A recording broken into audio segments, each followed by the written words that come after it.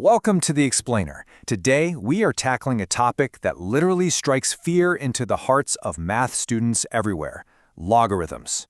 But, here's a little secret. By the end of this session, they are not going to confuse you anymore. We're going to completely demystify the whole shebang, break down the rules, and give you the exact strategies you need to master them with absolute confidence. And our biggest focus today, paying close attention to signs and not mixing things up, because that is exactly how students get confused, and we are putting an end to that right now.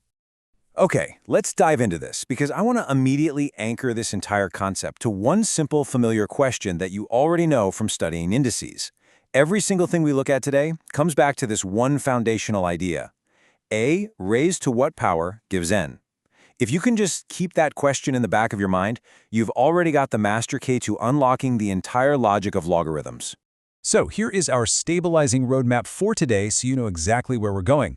1. What is a logarithm? 2. The laws of logarithms. 3. Solving logarithmic equations. 4. Tackling harder indicial equations. And finally, 5. Common traps and errors. Section 1. What is a logarithm? We are essentially just building a bridge from the known world of indices directly into the unknown world of logarithms. A logarithm is really just the inverse operation to exponentiation. It simply answers the question of what power a base must be raised to in order to produce a given number. That's literally it.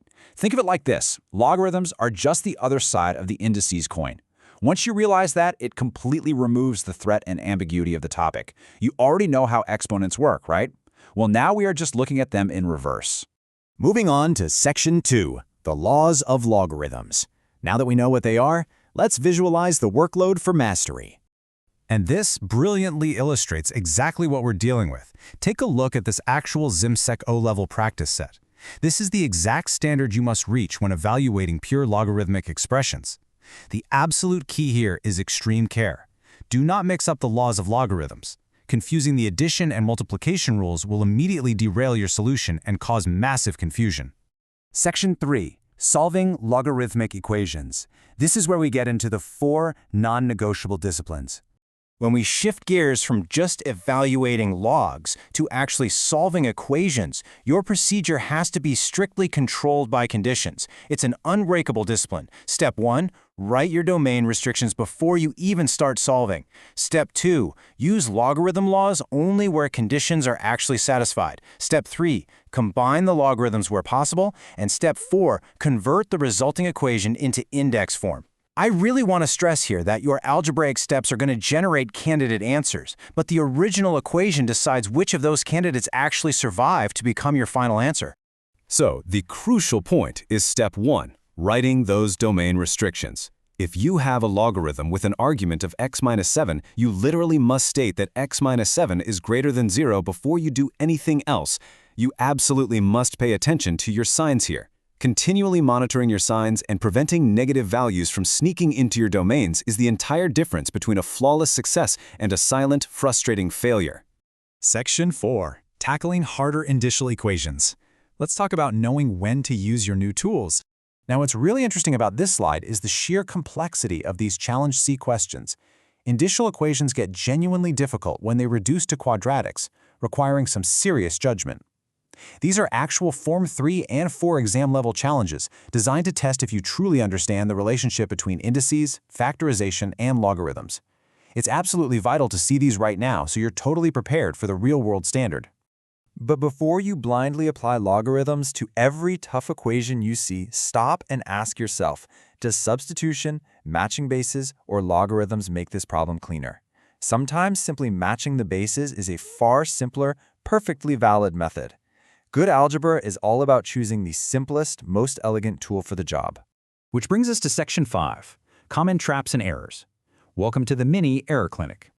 Let's look at a classic math crime, shall we? On the left, we have the confused approach, trying to split an addition inside a logarithm into 2 separate logs. This is a massive trap. Like we said, do not mix up your things so that you get confused. On the right, the mastery approach recognizes that logarithm laws simply do not apply to addition inside the argument. Honestly, knowing what you cannot do is just as important as knowing what you can do. Here is another critical comparison. Over on the left, a silent sign error.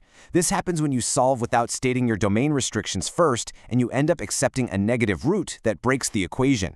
We talked about paying attention to signs a minute ago, and this is exactly why.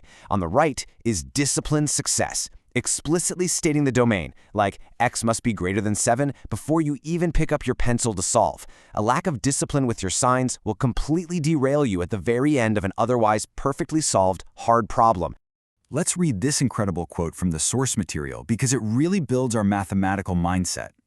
Good algebra is not about using the most sophisticated tool. It is about choosing the simplest valid method.